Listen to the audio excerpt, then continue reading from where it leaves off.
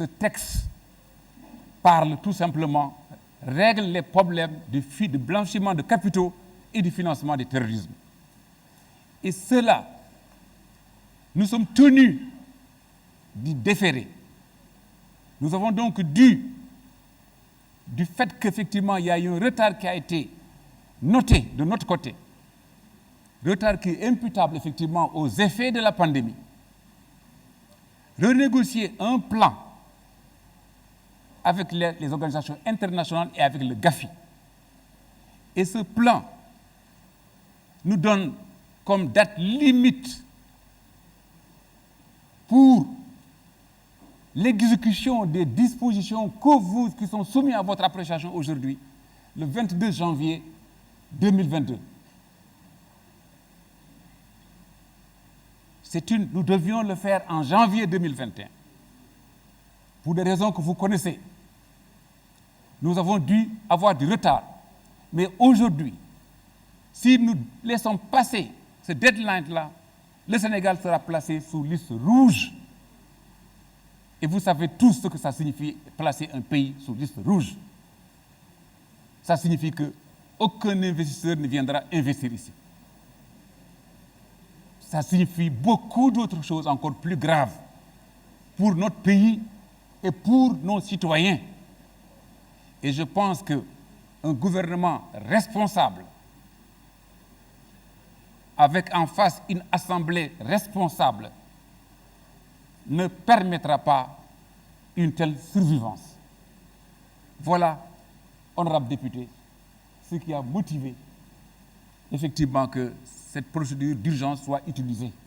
Le dossier a été passé en Conseil des ministres il y a moins de 10 jours.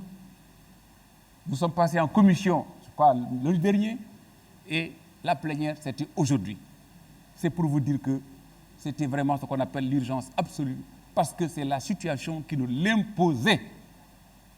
Encore aussi, honorable député, parce qu'il n'y avait pas de péril à la demeure.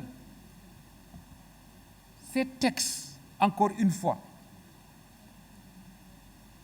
sont le fruit de conventions internationales que nous avons ratifiées,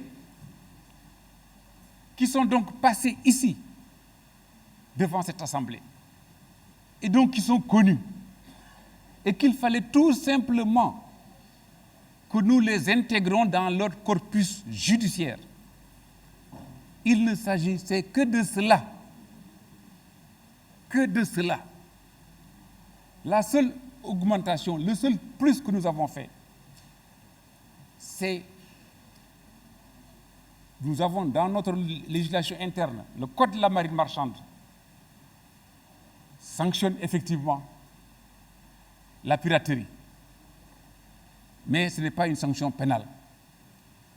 Et nos partenaires internationaux, le GAFI notamment, et même l'UEMOA, ont estimé que le Sénégal était en devoir, pour respecter ses obligations dans la lutte contre le blanchiment des capitaux et le financement du terrorisme,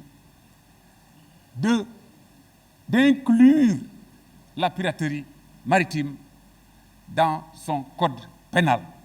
C'est tout simplement ce qui a été fait. Honorable député, je crois que c'est la seule question qui m'a été posée.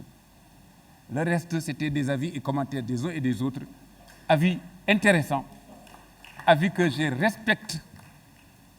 Et je m'excuse vis-à-vis de M. le Président de l'Assemblée qui connaît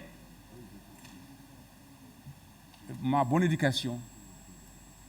Mais, encore une fois,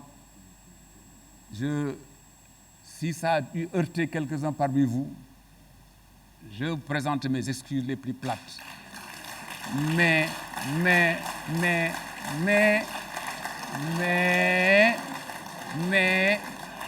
il faudra éviter de répéter demain des choses qui pourraient m'amener également à répliquer. Je vous remercie.